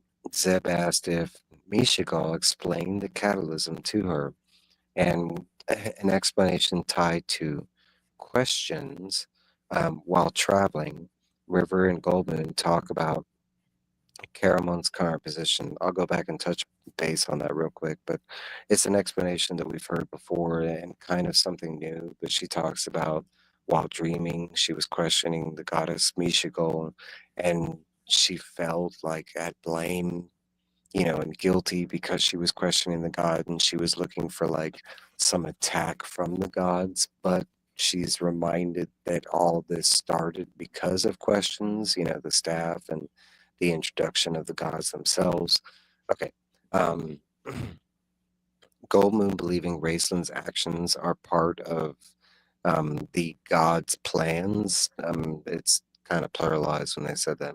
River is pissed at Race. We jump to Caramon and Tika.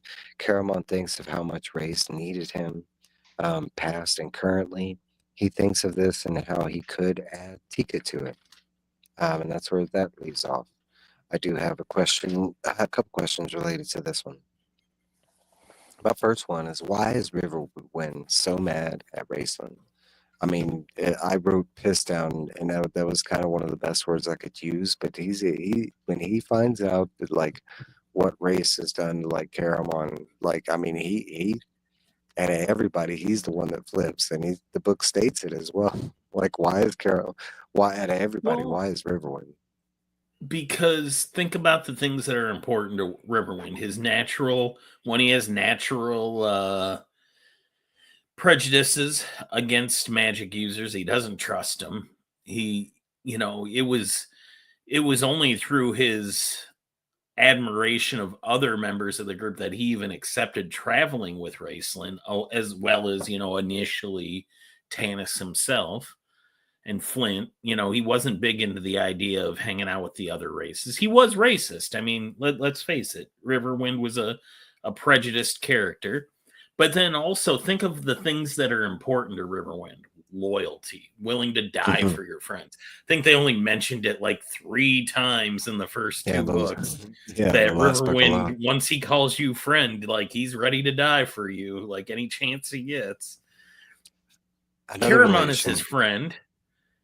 Caramon's brother betrayed him, and he's a magic user. I don't think you could think of if Raceland was an elf, would be the only way Riverwind could think less of him. Right. I also think it reflects of like the absence of Sturm, like, because what would Sturm's reaction have been to finding out Race's actions in the end game, and Sturm would have been like, I told you so, like, and he would have been mad. There would have been I told you so dance, maybe. It would have been the first time the knight ever danced. Like, I told you so. I told you so. I also kind of wrote the scene like with the absence of Sturm and like, with everything you mentioned, I kind of like added that in there with like he kind of took Sturm place and like saying that I knew all along, you son of a bitch, you red, magic user, Yeah, Sturm had an issue with Raceland being cloaked to neutrality because he knew he was darker than that, and he knew what it was. Like even Raceland kind of always admitted, well, I took red because that was the most convenient way to get around my issue of who I really am. There were certain characters that always kind of raised an eyebrow at Raceland, like being neutral. Flint, Sturm. Well, before we get out of the ocean, here's some nuggets. The actual temple of the King Priest is no longer in the sunken city of Istar. The Dark Queen sent it into the abyss to try to figure out how to use it as her new entry into the world. Where the temple was located is now the pit of Istar, a gate into the abyss, but the companions do not discover that here. So that's kind of cool. Now, the abyss is really underplayed in this trilogy, and later on it actually has much bigger, more bearings, and yeah. Well, I am aware of the abyss to some degree, very small degree, but it is something that I'm aware of within the D&D universe, and it is something that they do call it for a brief moment. They do say that the hole leads into an abyss, and it's mentioned that animals and fish won't even go near the hole, kind of thing. I think the new information. Go ahead. Oh, I was just gonna say it's the equivalent of hell for Krynn. Yeah. like a hole that leads to hell kind of thing. A place you can actually go without dying. Yeah. I want to say the new thing is that, finding out the tower exists down there, because I just envisioned that sucker was gone, kind of thing. So I do have two more questions. Well, no, I just have one because I already asked the other one. So the idea of saving life, but not really preserving it. Like, so we meet these sea elves, right? And we're told that they save people, and then they specifically bring them to Istar, and they kind of just leave them there. To the point where, like, both Zebula and Apoletta are like, yeah, there might be some people here, but there might not. We've saved people, We but don't ask that question. so We my believe thing life is sacred, but we also believe in benign neglect. Yeah. And this is kind of a recurring thing with, like, all the different elf tribes, where they have this, like, well, we'll help out to, like, benefit us, but as far as, like, we'll help out, like, we won't let life die, but we're not going to give you We any won't bread, help it. Be happy. we're not going to give you any seeds, no, I found this, like, like I said, I did like this part, but then we got the explanation of, like, random people that come here, and it just sounds like this, like, either this crazy, insane adventure of spelunking, or this just, like, death sentence, because they don't mention a lot of food or way to get food. I mean, they mention air pockets. Yay, we got air. Um, they mention furniture, which is kind of cool, but I mean, they don't mention food at all, and anybody getting the food, or like a way to get the food out of the water. It's like there's no fishing poles. Like, The authors didn't want to spend too much time down here. This I is a know. segue. I'm mad they brought us here at all.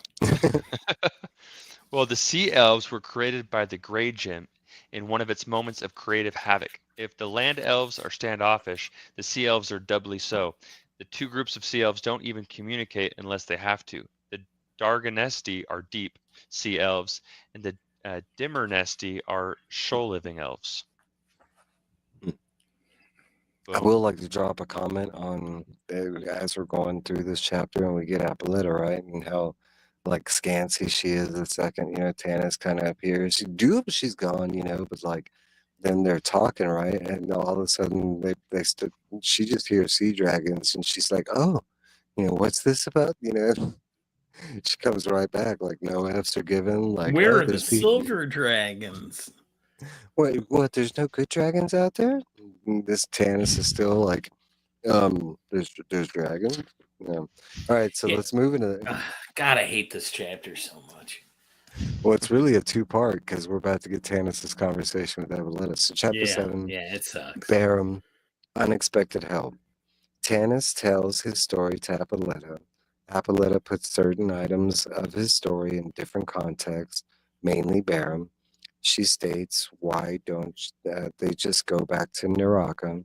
To which Barum reacts to the name of Naraka, but with fear. Tannis confused, stating that that's where Barum said he was from. Barum states he was confused, not Naraka, but he is from Takar. Apoletta, stating Naraka appeared suddenly, asked where the good dragons are, and Tannis still hasn't seen them. At this, Apoletta knows something in the world is wrong. Tannis stresses leaving, to which she replies that they don't know how to get back to the surface. Tannis snaps at Apoletta, to which he instantly regrets and apologizes. Caramon and Tika are brought to Tannis, which Tannis sees a broken Caramon. The group looking to Tannis for help, to which Tannis has no answers, but Apoletta, after listening to Tannis, decides to aid them to the surface. Apoletta asks where to go through. The group discussion, they choose Kalaman. They rest, explain they'll swim Where did using they magic try to to go breathe. where did Karaman try to take them to? Salamnia, right? They wanted to know Palanthus. Yeah, Palanthus. Because he knows that's where Raceland went. Yep. And there's a couple different choices. Do you know why I don't like this chapter? It's not because Caramon. At least he is being the codependent, gigantic oaf that he's been the whole story. No. I dislike the fact that Apollonia says, or whatever her name is, Apolloda, whatever. Some Greek-sounding name. Apolleta. So, where would you guys like to go? Well, how about Palanthus? Oh, I can't take you there. I can basically only take you to one city. Yeah. Well, then why did you give us the option, you jerk? No, my favorite part of this whole chapter is, like, we're in certain people's heads, right? At certain times. And then we're told certain things from other characters. And we're told twice, 3 times, 5 times in the last 2 chapters that they don't know how to get out of Istar. They knew all along. Yeah, and then all of a sudden, for context of the story, it's just like, because Tanis gave her a warning of what's actually going on up there. After they said, "Oh, we don't care what goes on up there." Oh, yeah. Well, then be glad because those dragons? Dragons, I mean, how could you be in disbelief that they didn't know how to leave the city when they're rescuing people from like sunken ships? So, I mean, does this one fish not know how to get to the surface? No, none of that was believable. Like the whole, like it just makes sense. It just makes sense that these 2 people just wanted to be left alone. Like, well, to Apollota's credit, to her credit, her what'd she say? Our borders extend only as far as Calaman. So, how do you take that? Because she probably wasn't going topside. She can't swim outside of her borders. Yeah, well, I mean, if the city. Then don't tell me I can. Land, where do you want to go? Where would you like us to take you? Where can you take us? Yeah. How about I can take you to one city? Would you like to go there? I'm just happy to get out of here. Does it say that that's the only spot that she can go? Or that the only city nearby? She states that. Yeah, literally says, "Oh, we can only go. The only city we border with is Calaman. Our borders extend only as far as Calaman. So, is there anything in between there and Calaman that they pass up? Not that was offered. Yeah. The only thing I could think was that they were stressing. So anyway, Dark Tidings, Chapter 8. The only thing I could think was that the Maelstrom was like bigger than the book suggested, and maybe that's why they were having the problem of. I don't know. Yeah. So Chapter 8, Dark Tidings. A fisherman and his child find bodies turning up on the beach, believing it to have been a shipwreck. Tanis and his group are taken into the fisherman's home, and they learn they are very near to Calaman. Tanis and the group question how they got to the beach, or they're wearing different clothes. Their memory is spotty. They hitch a ride to Calaman. Upon entering Calaman, the city is grieving, but the fisherman's confused, saying they had won the war. But no, they find out that the Golden General is captured, and I'm going to put that with a question mark. Tanis and company are confused, and the reason the question mark is it comes up like rumor kind of thing. Tanis and company are confused. They decide to get weapons, but all of a sudden, all have been pickpocketed, finding the culprit to be Tasselhoff.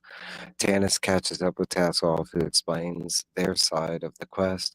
Dragon Orb smashed, Dragon Orb used, Sturm's death. Flint states in Solamnia they treat Sturm as a hero like Huma, and also that Laurana has been captured.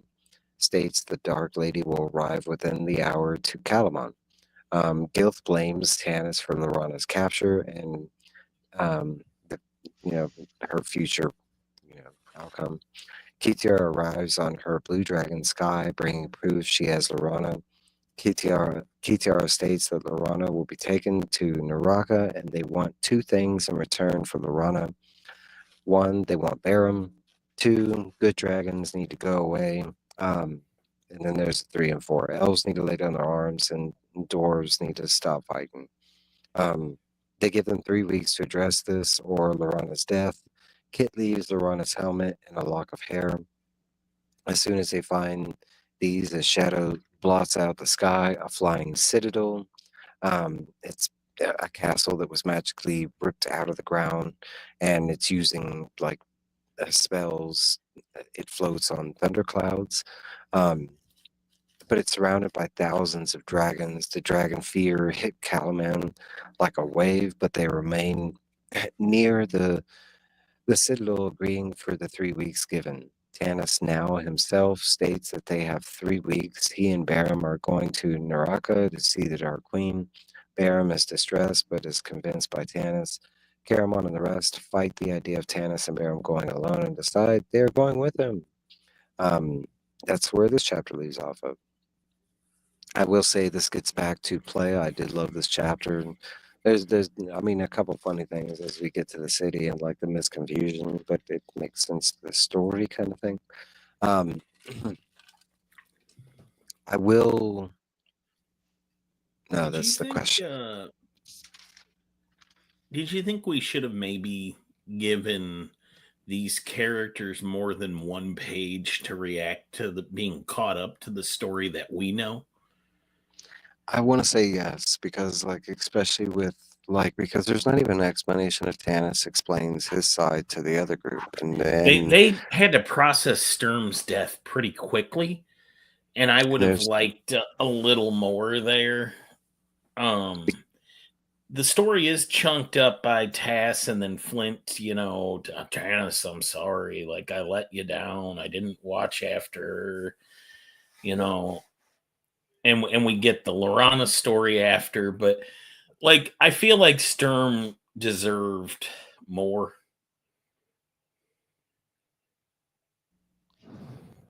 Yeah, but we're on a time crunch here. Chop, chop. We got. But we had 2 chapters to waste in Atlantis to go under the sea. Okay, and why couldn't we speed past that part? Okay, so especially when we start the book out with this letter, and Tanis is kind of focused on Sturm. You know, I kind of figured when we finally get there, it was going to be a bigger send off, and it was kind of like, on, you know, like Kitiara just shows up right, and like as soon as they mention that, like he catches him up. We get the line like, when is Kitiara supposed to be here? And they're like, oh, the noon of this day, and it's almost noon, and then she just shows up. You know, like it's pretty much the time. I have an idea.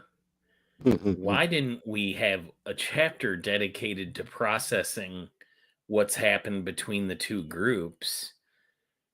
And instead of 2 chapters under the sea, we get 2 pages of a crappy poem talking about how they were rescued by sea elves and ended up on the shores of Calaman. I mean, yeah, they did Icewall the same way. They could have just switched in this case. Yeah, I would have rather read about Icewall than 2 chapters under the sea in the surprisingly not damaged city of Istar. I mean, it does set up something big. I hate those chapters. Well, I mean, it wasn't something I was thinking about as we were reading this, like the underworld, like world being a part of this dilemma. So it did open up that, but that's kind of all it did besides keep our guys occupied, you know, for that moment. Because technically they're down there for like, I think a week, you know, because it's like 3 days that Caramon's been knocked out before we even brought, you know, into like that chapter with him. And I want to say like it's a couple more days before they do the whole like, you know, magical thing and send off. I don't know how long it took them to swap clothes and armor, and pretty sure Caramon's armor has to be hard to take off. So I can see the replay now. At the beginning, the poem is about what happened under the sea, and then once the ship went through the maelstrom, and then the next scene they just pop up. They're on the beach. Yeah, would that have been the that fisherman's son finds them perfect. We could have done it that way. And then you get more pages out of Sturm's, you know, to process. And then you have more time to process. Okay, but to Tracy and Margaret's defense, it's extremely hard to write like really like, you know, thoughtful morning scenes like that. And it could, maybe they had this written out and they were like, no, this ain't gonna work, and it didn't come off. We didn't even get a sentence where Caramon, one of the most likable guys, like everybody likes Caramon, right? Yeah, we didn't. Or Flint. processes the fact that his sister killed his best friend. I mean, Flint says something related to Lorana, but nothing to Sturm. And I was like, that at them, I figured he would have said something. I don't know. Oh, by the way, Caraman, your sister killed your best friend. No reaction. My whole Stone thing face. is this whole like. Can we it's go to a- Palanthus? Okay, so this whole situation that we get with KTR and then the Citadel, and for me, it's another funny situation where I almost wrapped up a question related to that. What's up, Tony? What's up? Related to the way, and I love the way KTR shows up with Sky and her little crew of dragons, and then she's got the helmet and the locket kind of thing. But like, and then the Citadel just comes and sits there with the dragons, and they're just planning to sit there for like 3 weeks. It's like, why'd you come so early? And I get the whole intimidation factor, but 3 weeks of the intimidation factor. Then on top of that, like there was conditions related to this, and like the first one is they want to find Barum, like, but yet they're encompassing the city with this dragon fear. Like, how's anybody supposed to do anything when they're all like, I can't move. I'm so scared. Like, there was some question. I mean, it's a cool scene, like the way it's set up, the way it comes out. Like, all of a sudden the sun's blotted out, and they look up, and there's like a flying fucking castle and some thunderstorms that are covered by like thousands of dragons. But at the same time, it's like you did want these people to do, you do, like, you want them to leave and go tell the dwarves to stop fighting, and yeah, but yet now they can't leave because they're so. You muted, Mike. 3 weeks does seem reasonable. I like the 3 week. And that's no cloud, it's a castle. Another Star Wars reference here. Right. But yeah, anyway, guys, I'm sorry, but I am gonna cut my part short here. I'm gonna go. My wife came and told me that the match she was waiting for has happened, so I'm gonna go out there and spend some time with her. So have a good night, everybody. I love talking about these books, and I can't wait for our wrap up show for book 3. Thanks for coming back. Yeah, thanks, man. Have fun.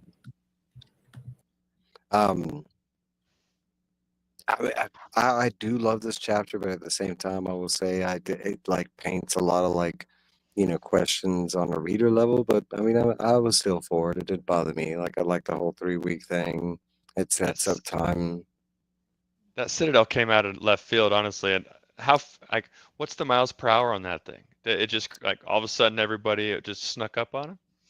I was a little like, how did nobody see this thing flying around? Like, how would you even hide this sucker? Like, I get in, and we're talking about, I question, like, how did rumors spread about the Golden General, but how did the Dark Army, like, keep this hidden without, like, rumors going around that there's a flying castle floating around, and not just one, but multiple of them, because every time they say Flying Citadel, it's with an S, like, like pluralized. But I still love the idea. It's still cool. But I mean, it kind of goes into the whole like underwater city Istar magic thing with how the lights, the air, like, is it all like Zebula's doing this? You telling me the Ariakis has these magic users that are this powerful that can just like keep a castle floating around on some thunderclouds? Like, I mean, it's got to be immense magic used to do that kind of thing, and just to do that. And the way they talk about it, it's like his invention. Like, he created, like a gun or something, and he just basically pulled up a castle out of the ground and like put some clouds in it. He's like, it'd be cool if it was floating. I mean, it does make sense with the dragons, and Well, on the amount of magic needed, it does make me wonder, why is Raceland the only magician that gets exhausted from using magic spells? And they don't talk about other it never happens to anybody else, at least not in this trilogy that I remember. And especially if Zebula is doing what he's doing down there in Istar. Yeah, and he's pretty lively enough to be pissed off at humans being humans. But why is it that and I'm sure you might know the answer here, but why is it that they can flex so much power, the evil queen and her minions, and not just take over by force? Is it strictly the Everman, the Green Gem Man, at this point? Because that seems like enough flex to go ahead and just seize everything. I mean, you're talking about you don't even need dragons. You could just take that citadel, fly it over something, and just smash the city gone. Like, and then just magically lift it back up and take off towards the next thing, you know? Like, it just, the flying citadel thing, it's cool and everything, but it just paints and asks so many questions. Like, not even on the design, or I often wondered that about racing myself. What did you often wonder About him about being the only, about his hindrance? yeah. And they do go into a little bit. It's that secondary test that he failed at, when his action, due to his actions, like that was the, like, that's what put the caveat on his health, kind of thing. Was, you know, if he would have passed the test and gone through, there would have been some other reward. But due to his actions and killing off Caramon, like, somehow it injured him. But it never really officially states why. And I thought with the Aston and stuff, and, you know, race on Aston, and they were kind of going to go into that further, and they never did, because they hinted about, oh, I know who you are, and I know what they're getting at. They were getting at, like, he knew who the dark, you know, person was inside him. But at the same time, like, I kind of felt like they were going to go a little further into that, you know, like, why. I think they do, and that's in Soul Forge, a prequel book that comes out later. I think, if I recall, that Raceland he was I'm sure Comiverse, you can back me up here. He was already a sickly kid. He wasn't strong I or think he was. I physically. think, as I remembered, he was, and that So that it would was just. contribute. Mhm. Yeah, you good, Tony, man. Real life happens. It's all for fun. We've had a great night too. We've been having a great conversation. But look, we got one more chapter, so let's move on so we can finish this book and we'll be set prime for the next episode. So we have chapter 9, A Single Candle. After Kitiara made her demands, Lord of Kalaman, Lord Kalof, issues a state of emergency, closing all and not allowing entry/exit. Lord Kalof is distressed on not having a battle-hardened leader, and Tanis suggests Gilthanas. Gilth is taken back by this, but agrees to the position, but wants a word with Tanis alone. Tanis explains they're going to Naraka, and Gilth apologizes to Tanis. There was a scene before where he kind of like laid into Tanis related to Lorana's present, you know, situation. States he is learning more about love, um, stating Lorana's actions were done out of love, and truly the gods must bless this. To which Tanis reflects, back on Sturm. Gilth corrects Tanis, because he brings up, like, Sturm as far as a bad relation to love. Well, look what happened to Sturm. He was in love. And Gilth kind of corrects him, stating, no, some good, like a lot of good came out of, you know, Sturm's love, kind of thing, on both ends, from her and him. Um, Gilthanas leaves. Tanis reflects while looking at the citadel. Tanis goes back to the group and sends Riverwind and Golden back to prepare for their child. Suggests Riverwind to help Gilthanas, presently at Kalaman, until they do so. They say goodbye to the barbarians. The group leaves in silence. Tanis, Barum, Caramon, Tika, Flint, and Taz. Tanis takes notice of Flint's health. Tanis wonders what were to happen if anything went wrong, and what would a world of darkness be like. And that's where this leaves off, and it heads into book 3, and the first chapter, that will be chapter 1, An Old Man and a Golden Dragon. But this is where we're going to stop. But I do have a question for you. Um, this is actually the first ever book series, like, franchise. Now, I'm going to go into some description to explain, but this is the first time I've ever come across a series where the ending of the book has not just once been hinted at, but multiple times. But this time specifically by the main character, that the end of the book might end on an evil note. Can you think of any other series or I've never come across like a franchise where it lean. Now I can get behind like, some dark tones like Star Wars and the whole like Luke, I'm your father thing, join me in the dark side. It's kind of a trope in the hero story.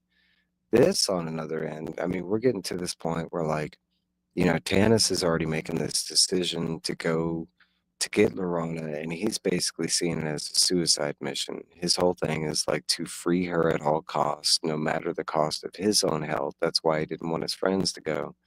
But I mean, they're just diehard friends kind of thing.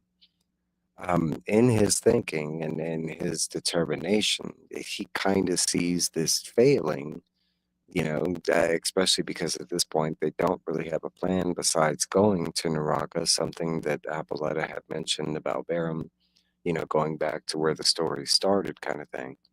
But as far as I can remember, this is the first time where I mean the book is heavily, implying to the reader that this series might end badly. Like, our group of adventurers might not save the day, kind of thing. And I can't really think of another series or a franchise that's ever done that, and I'm a huge Stephen King fan, like Off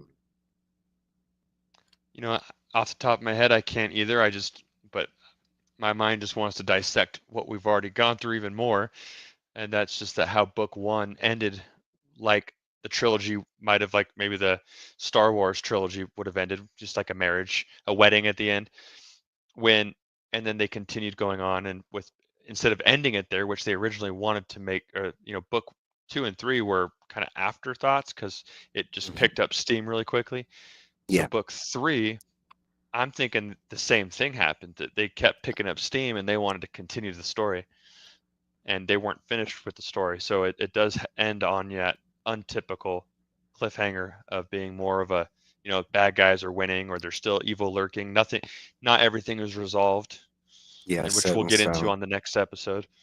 Mhm. But And that's my take. I can get behind your thinking behind that. It makes a lot of sense, especially because we do know for a fact that the first book was greenlit at that time, but they weren't sure if this was going to take on. So we do know that they had like maybe a grand scheme of how things were going to play out. But I mean, as we've already talked about at the beginning of this episode, we the readers can tell that it wasn't as concrete as maybe it was set out to be, kind of thing, and they were maybe kind of throwing stuff as they go along, kind of thing. And I can kind of see that like 100% because at this point in the book, I felt like the book is implying, 100% that everything is going to go that way. Like literally, like, I'm already getting scared that everything is relating back to the dream. Everything is coming true, and as far as the dream shows us, everybody dies except for Raceland. He flies away, on his green dragon, and that's basically it.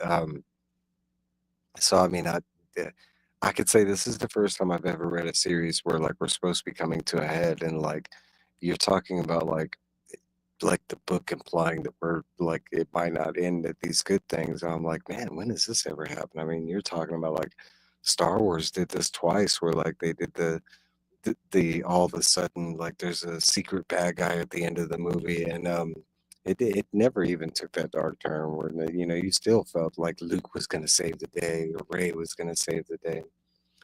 We got a question. Mark Haggard asked us, and hi Mark, thanks for stopping by. If you were transported into the world of and like D&D or WoW or Final Fantasy and or all fantasy games, and you had to make a perfect character as yourself, what class would you pick? Race, prestige, multi-class? I'll let you go first. Just well, what when you play, or if you play, or if you've ever thought Well, about that, like going into a fantasy world, what kind of character or well, race or of this, I was a huge fan of Final Fantasy 3, also known as 6, and then Final Fantasy 7 for the PS1. Those were some of my two favorite games of all times. So I love the idea of having bronze and magic abilities. So being able to heal, cast spells, and also just do the hand-to-hand combat.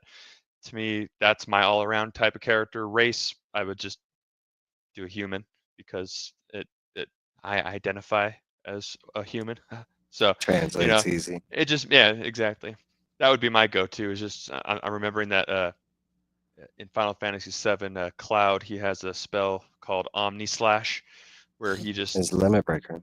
yeah, and that one is just I think I was 13 when that came out, and I was just in love with it. So yeah, I would probably be McCloud or whatever. Cloud, what was his first name or last name? Maybe he didn't have one, but I don't think he had one. Just yeah, just Cloud. Cloud. That's probably my guy right there. Okay, so and here's a side note. I'm actually in the real world right now playing Final Fantasy VII with some of my free time for the first time ever. And I'm a huge Final Fantasy fan, but I've played around that game. I don't know why. Don't ask. Uh, but and speaking of Omnis, I literally like right before this episode, and it took me 3 days of attempting to get that, but I just got the Omni slash limit breaker. um, okay, so previously, like we got me because I played D&D and many RPGs and stuff. Um, when I have been able to create my character, I've gone like all the way left field, where I've gone like with an evil looking ogre. You know, I mean, like in Skyrim, I was this like ogre looking dude.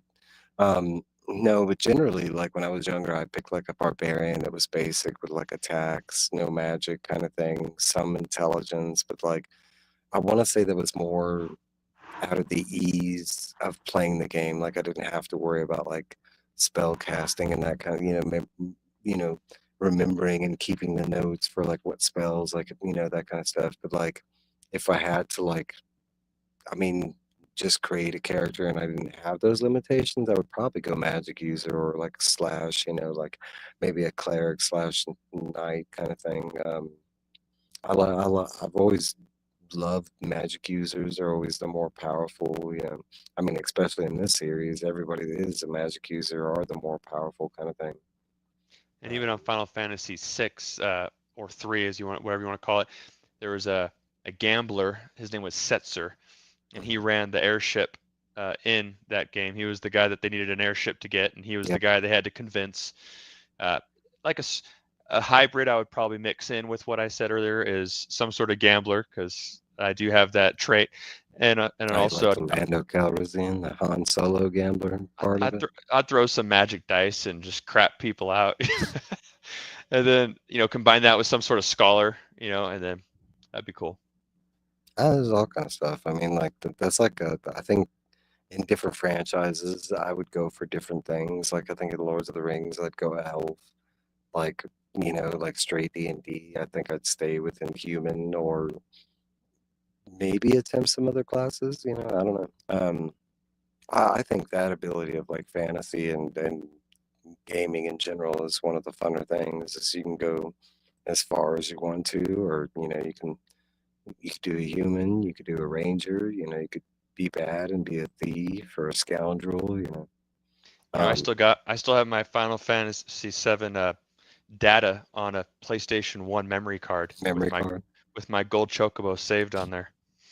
So I can say I'm not playing it. I have a PlayStation 1. I don't currently have that game, but I'm playing it's still the original game, but it's just on the Switch. It's like they were able to license, and so I mean it's still. I will say there's some like confusing parts. Like for instance, there was a part I had to play the piano, and I was supposed to be playing it with like it gives you the PlayStation controller, like as far as Square, and there is none of that on the Switch. But as far as like the game, it's still pretty. I mean, it's the same as far as like what it was on the PlayStation. So it's pretty great game. Mm-hmm. I'm enjoying it. I'm like 30 hours or something into it. Well, they made the remake, which I'd love to get my hands on, but I just don't have the time to dedicate to that. Eventually, I'll get there after I beat this. I would like to try the remake. But back to this, and thanks for that question. I do enjoy questions, and I think that's fun to play with, and I just have a vast imagination where I could be a draconian or a dragon, or I think any of that. I'm like Tass. I think any of that would be interesting, kind of thing, especially different experiences and stuff. Well, I don't think you mentioned, if I may, that it does allude that Gold Moon is pregnant at the end of the book. It does. And it does. Yeah, go ahead. It does say that they're going to have a son and later twin girls, both with silver gold hair. So That they did not. They didn't No. because she's in the very beginning of this book. It does, and I don't remember if I touched base on it, but it's in passing. But she is pregnant, and then by the time we get to this chapter where they're leaving, where Tanis is saying goodbye, like he won't allow them to come on the journey, and it's because she's pregnant and they're expecting child, and it's hinted at first, like that they're supposed to go back to where they came from, which we know doesn't exist. It was like razed to the ground. But as the chapter goes, Tanis implies like, well, why don't you stay around here with Gilf and, help him with the battle, plans and that kind of stuff. But it doesn't state whether they're having a boy or a girl or but it does say she's pregnant, kind of thing. I like how they kind of alluded that they might not ever see them again with the single candle in the window, and how they briefly lit the candle just so they can be seen by Tanis in the window, and then just to evade prolonged visibility, they snuffed it. Yeah, because they were afraid the Sentinel was watching them leave the city and stuff. I will say that Gold Moon and River, even though they don't die, I mean, of course they eventually might, but in this series they don't. But this technically is their exit. And to me, it was just as heartbreaking as like Sturm's death kind of thing, if not more so, because I generally liked like Gold Moon and Riverwind. It was one of the things that I kind of didn't like about the second and third book is because we get less of them. They're more background characters and stuff. And it's not a huge complaint or anything like that, but I did enjoy their characters and what we got out of them for the first book. And they're kind of just pushed to the background, like for the next two books, like having very small moments or where like I literally had to track down again where the heck they were, kind of thing. Like they were catalyst characters almost from the beginning, just to propel the rest of the story. Yeah. I do have a question for you. Yeah. What happened? How is it? It was probably told, but how did Flint and Tasselhoff catch up with the group? Is it when they left? It didn't really like they explained. I know Tass like ran into him, stole his gold Carmon's gold at the at Calaman.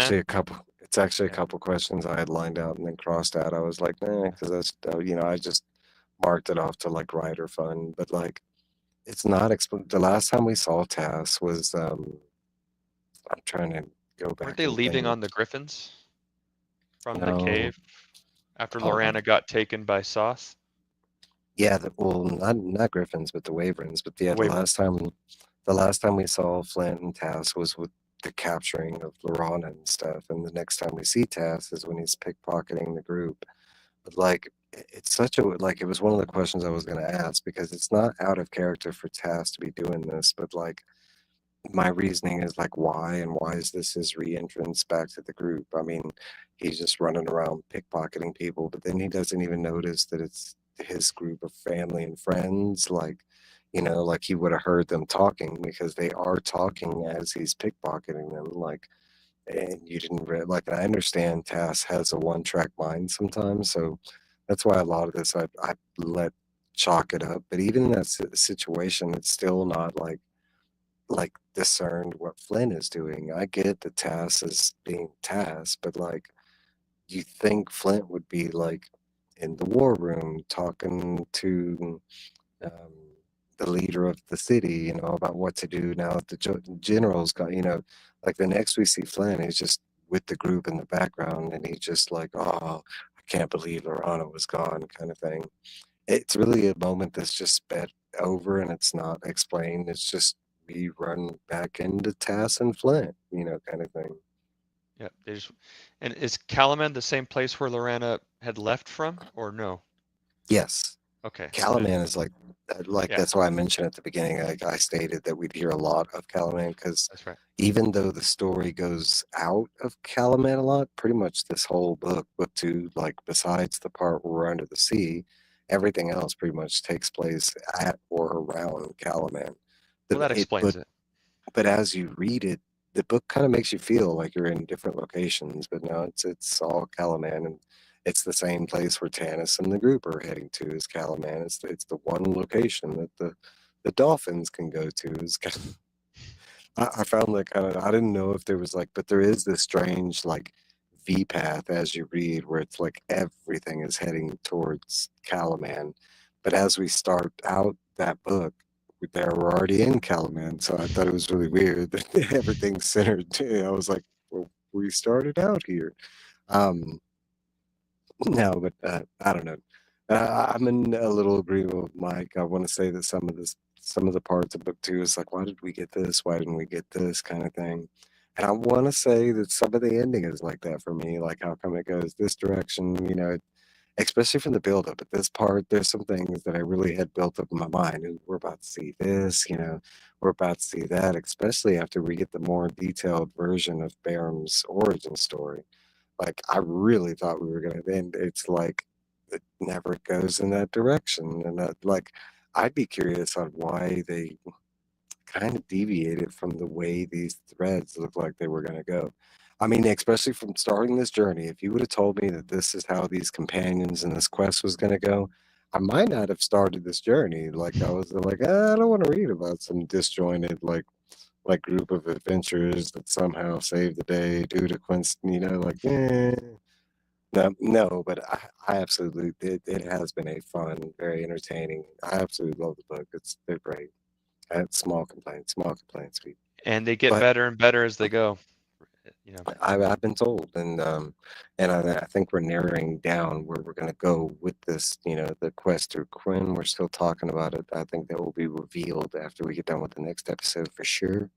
But guys, that is it. Jesse and Mike, I want to thank you both, even though Mike's not, but this, as always, it's been a fantastic conversation. I really look forward to these episodes. Just like, I mean, because especially being as a reader, I can get into this one track mind and talking, and you actually you see different things, through different eyes, and talking about it. So I really enjoy and look forward to these, and I can't thank y'all enough for doing this. But we do have one more episode to go.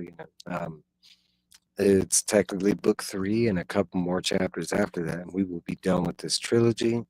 But guys, that is it for this episode. I'm gonna let y'all go. Jeffy, bye. Thanks, Mike. It was a pleasure. See you guys.